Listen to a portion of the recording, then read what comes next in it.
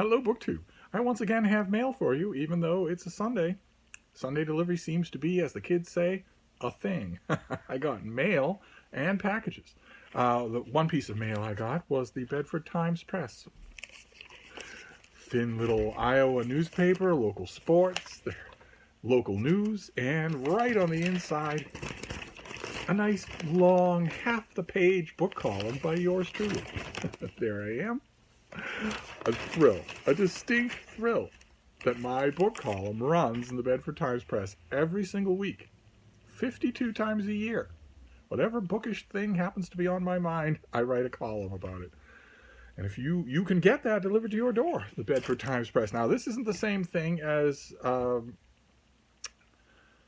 for instance, Big Canoe News in Northern Georgia, where I am the book section editor, where you get a big, healthy 2-page book section every single month. That's a big paper. It's lots of full color. It's lots and lots of interesting stuff that will interest you, even if you're not a resident of Northern Georgia. But other venues, the Christian Science Monitor, of course, will interest you at any time, and I review for them. And they have national and international news, and also they insist on having a note of hope, which can be in short supply in other news venues.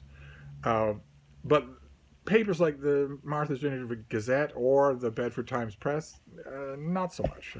Maybe not so much. There isn't anything. They are local papers.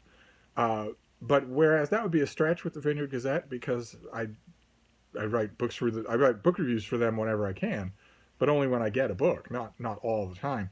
With the Bedford Times-Press, it's every week.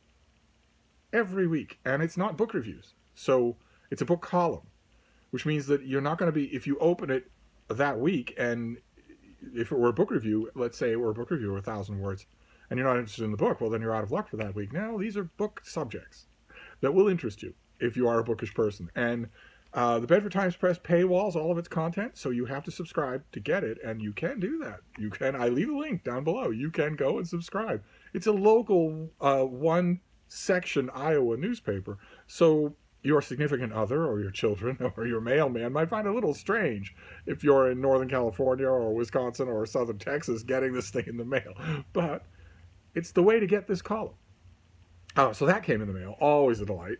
Then I got the New Republic with an incredibly frustrating cover. That's Jamie Raskin, Representative Jamie Raskin, Democracy's Defender. It's going to be a long and fawning profile of Jamie Raskin when he is not anything of the kind.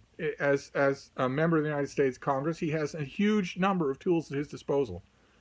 He's on the January 6th Commission, but keep in mind, the January 6th Commission has no legal teeth at all. Their brief is to get at the facts of what happened on January the 6th, as if we don't already know that. As if the whole world doesn't already know that. The whole world knows not only what happened, but who was involved and to what extent. It was an extremely coordinated attempt to overthrow the United States government. And it wasn't just the mob of Trump supporters that stormed the U.S. Capitol. The capital of my country was stormed and had excrement speared on the walls. It wasn't just them. It was also the people who organized the thing, and we know who they are. Mo Berg, Josh Hawley, Rudy Giuliani, Donald Trump, Steve Bannon. We know the names of all of the people involved. Marjorie Taylor Greene. Jim Jordan. We know who organized this thing. We know that before we get any kind of phone records. And Jamie Raskin has a huge number of tools at his disposal. If he thought that this were genuinely serious, if he didn't have the bloated sense of momentum that is so endemic to Congress, if he thought this was as genuinely serious as it actually is, he could do a lot more to quote-unquote defend democracy than he's doing. He's doing barely anything. The January 6th Commission is itself barely anything. There are no criminal teeth to it, and there should be. Amazing to me that that a year and a couple of days later, after an armed insurrection that was done on live TV, whose participants have been going on TV for a year, proudly proclaiming the fact that they were involved. No one's hiding here. It amazes me that a year and a couple of days after that happened, all of the people who organized it, not the foot soldiers, but all the people who organized it are still free and alive. That just amazes me. And the January 6th Commission won't do anything about that, even if they get to some sort of conclusion. Can you imagine it? The leader of that committee saying, well, we're seriously contemplating asking really nicely for Mike Pence, the ex-vice president, whose execution was called for on that day, to come in and talk with us. We're seriously considering asking him really politely if he would do that. And we know that he'll say no because he's afraid of Donald Trump.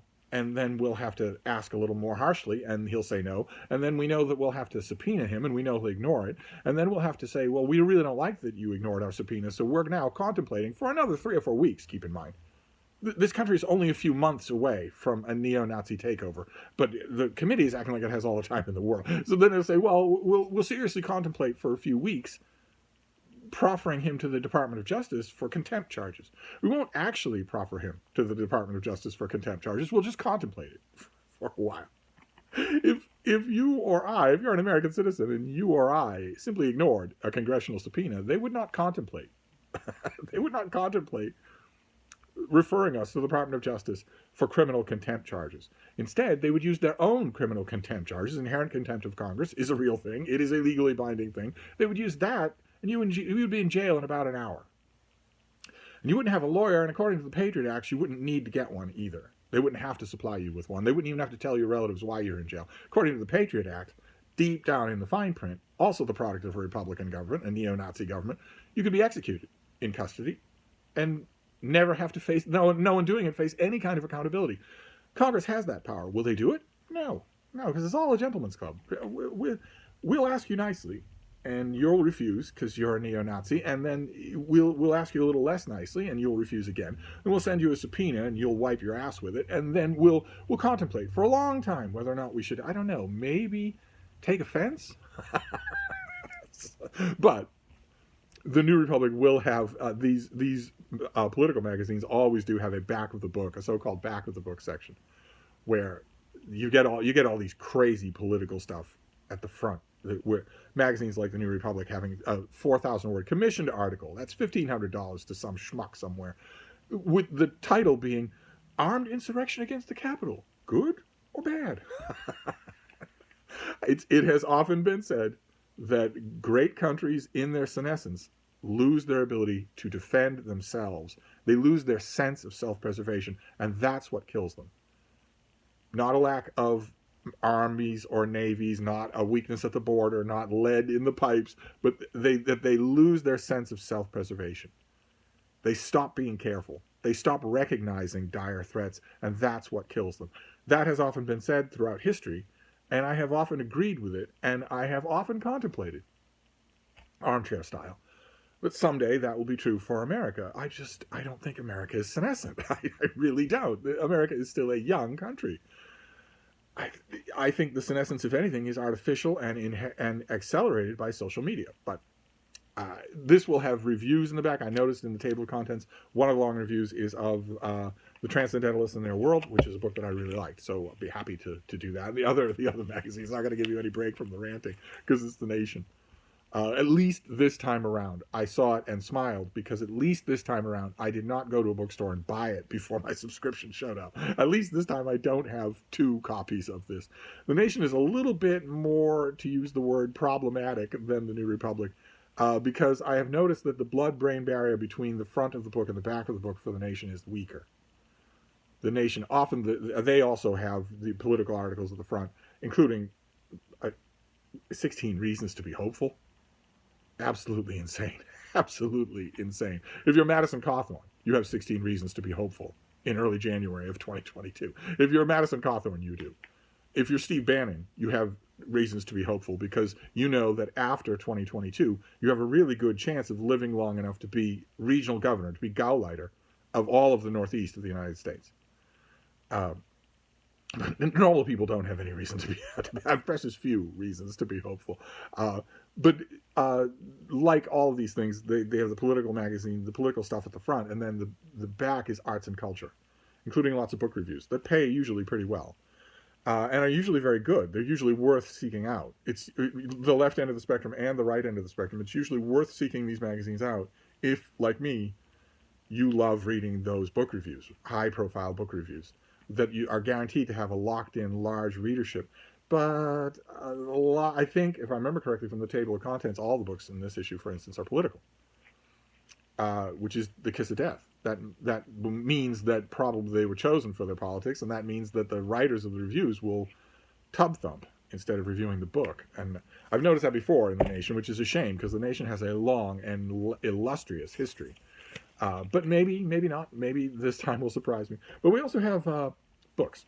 One that was opened off camera and a couple of packages. The one that was opened off camera is a novel by Denicia Smith called The Prince. Almost checked when I saw this to see whether or not this was a UK trade paperback. Because once again, this is a nice cover. That's a little string of nice U.S. covers that we've had, even though U.S. covers are legendarily horrible. But let's see. This is a modern retelling of The Golden Bowl by Henry James that I just got in a Folio Society edition. And I toed around with reading a little bit of it, rereading it just a bit, and sort of put it on a mental roster to reread the whole thing with loving care and attention in 2022. And now all of a sudden I'm getting a novel that is a modern retelling of the Golden Bowl. From their grand mansion on the Upper East Side to their magical private island in Long Island Sound, everything points to the Woodford family being perfect and idyllic. Why then is there such tension in the air? Enter Federico, a penniless Italian prince who is about to marry Emily Woodford, the only child of the family's widowed patriarch Henry. When Emily's beautiful, enigmatic childhood friend Christina appears on the scene as a guest at their wedding, trouble begins, for she and the prince once had a passionate affair. Henry, however, is also enchanted by Christina. Now both Emily and her father must face a new reality and learn whom they can trust or cannot. Okay, that sounds like exactly the plot of The Golden Bowl. In which case, if that's the case, why would you read this? Just so the characters can have cell phones? I don't know. Maybe not. I shouldn't scoff. I've read lots of modern, quote-unquote, modern retellings that ended up pleasing me quite a bit. So this comes out at the end of March. The Prince. Fairly attractive thing. So those of you who are maybe, if I have any Henry James fans in the audience, I don't know if I do or not. If any of you are rabid fans of The Golden Bowl, you might want to read this. Then we have a couple of packages, and one of them is airmail. Which means, I think, that one of you has misbehaved. That this will be the first violation of rule number 1 in 2022. Because I wouldn't get any review copies, airmail. Publishers wouldn't do that. They would just send me an e-copy. So this is probably one of you sending me something. I don't know what else it could be. Let's see. Let's see what we have here. We do have some sort of note. Oh. Well, no. Okay, it comes from overseas, but it is definitely meant for me in my capacity as a reviewer. As you know, I am a book reviewer, all over, and also a book reviewer for my own journal, Open Letters Review, which is online and which is free, and which is starting up with a bang on Monday. It's still in a fallow period. If you go to Open Letters Review right now, the latest review you'll see will be from last year, but that is going to end tomorrow. But I'm also a book columnist and a book section editor. So and this is coming to me. So I guess what I'm trying to say is that I am professionally in books, and this is coming to me in that capacity. And there is a note here. Enclosed is my debut novel, Liss, L-I-S. Attractive thing there, Carol Mazur. Which I hope you'll have the time to read and review. My novel can be considered autofiction since much of the story is based on my own experience. Okay. Well, great. Fantastic. So this is I don't know why more people don't do this, actually. I don't know why more authors don't send me their work. At the very least, I'm going to hold it up and read about it to 1,000 people. That's not nothing. that's a lot. Not only 1,000 people, but 1,000 dedicated readers. So anyway, let's see what we have here. Liss is the name of the book. Who have we got here? Who would buy a 7-acre peach farm in Niagara at the age of 62? To the surprise of his friends, in 1958, Richard Liss does just that, and then spends the next 17 years of his life farming and living alone in a drafty shack by the lake. After his death, there is an estate auction sale held on the farm. Attending are 3 members of the Ziemba family, friends who over the years had worked for Liss in the summers. Scenes from the auction reoccur throughout the narrative. Little details, a whiff of cigarette smoke on empty tractor seat, walnuts lying on the ground, trigger the adult daughter's memories of working on the farm and extended conversations between Liz and her mother during their social visits.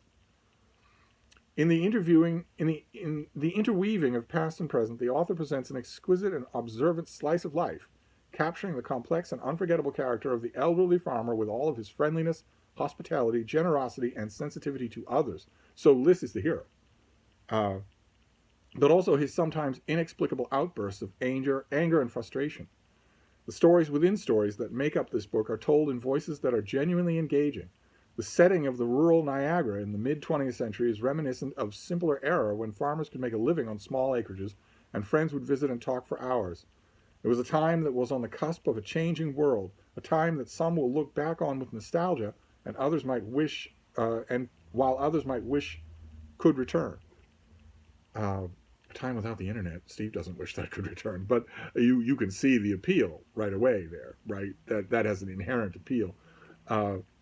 So I don't think this tells me when this is out. I'm assuming it's out already, because this seems like the finished copy. A nice trade paperback. So Carol Mazur's novel Liz, or Liz, however, not quite sure that I'm pronouncing that correctly. I hope I am. If that sounded of interest to you, especially those of you who are familiar with the Niagara area, which is just endlessly beautiful. Although I seem to think, my impression is that now, 70 years later, after the setting of this book, you could not make a living as an independent farmer in the Niagara area. Although maybe you can. Maybe you can. Areas like that in rural Connecticut, western Massachusetts, in most of Vermont, it is still theoretically possible in a lot of those places to make a living if you've got a few acres. How many acres does Liz have? 7. A peach farm. I don't know. I'm immediately interested. And this is Friesen Press, who I know quite well. They do a good job. So fantastic. All right, an original novel, not quite self-published. Friesen Press is not self-published. It's, I believe, subsidy published. You pay them to publish your book. I could be wrong about that too. They might vet people just like the Big Five do. But that sounds very interesting. So, and I'm very happy if Carol Mazur is watching. I'm very happy that you sent it. I don't know why more authors don't do that. But anyway, or maybe some of you are going to say that you know exactly why some authors don't do that, considering the savaging that some books get when we do the mail. I don't believe that. I'm a kitten. So let's look at this last one. Okay, this is from Farrar, Straus and Giroux. I've got an ARC here that was poorly cut. I hope the original, that the finished copy is not going to look like this. This comes out in mid-March. It's by Susan Straight, and it's called Mecca. There you have a yucca tree there with the Mecca is cut off at the top. Her name is cut off at the bottom. That, I'm hoping, is just a mistake. So I don't have any sheet on this thing, but there is a summary in the back here. Johnny Frias has California in his blood. A descendant of the state's indigenous people and Spanish settlers, he has Southern California's forgotten towns and canyons in his soul. He spends his days working for the California Highway Patrol, pulling over speeders, ignoring their racist insults, and pushing past the trauma of his rookie year when he killed a man who was in the midst of assaulting a young woman named Bunny, who proceeded to run away. But like the Santa Ana winds, which every year bring risk of fire, Johnny's moment of action 20 years ago sparks a slow-burning chain of connections that unites a vibrant, complex cast of characters in a way they never saw coming. In this book, celebrated novelist Susan Straight crafts an unforgettable American epic examining race, history, family, and destiny through interlocking stories of a group of native Californians all gasping for air. I like that. With sensitivity, furor, and a cinematic scope that captures California in all its injustice, history, and glory, she tells a story of the American West through the eyes of the people who built it and continue to sustain it. As the stakes get higher and the intertwined characters in the book slam against barrier after barrier, we find that when push comes to shove, it's always better to push back. And the author is the Distinguished Professor of Creative Writing at the University of California at Riverside. So the author lives in California. Okay, so Mecca, a big novel that sounds like it's going to have an intricate plot, but also deal with California, attempt to capture the nature of Southern California. I'm all on board for that. Southern California is one of the places in the world where I have not only visited, but lived. I lived in Hermosa Beach for quite a while until I realized that uh, three things at the same time, on the same day, for the same reason. I realized, A, I was no longer aging. B, I looked significantly better. I was on the verge of good looking.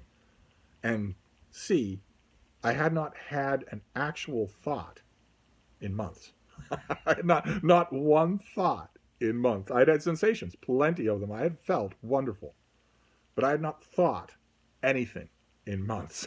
That's what I had, those three realizations all at once, and suddenly realized, oh no, I need to book a flight back to Boston right away. So there you go. That was the mail. We have 3 books and 3 periodicals on a Sunday.